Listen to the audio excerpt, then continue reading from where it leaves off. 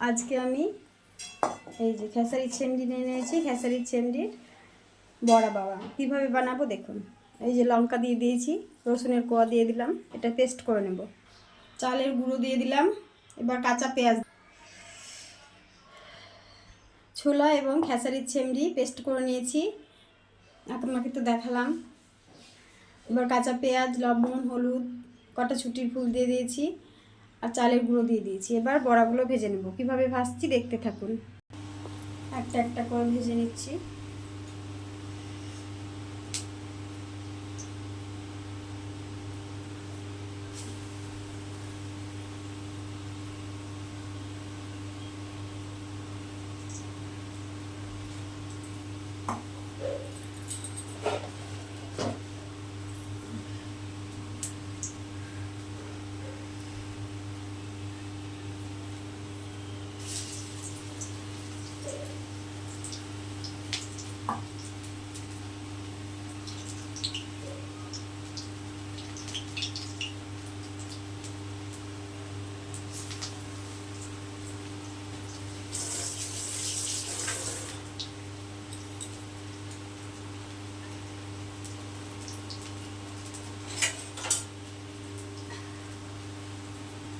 এই দেখুন কি সুন্দর লাল লাল হয়ে গেছে ভাজা।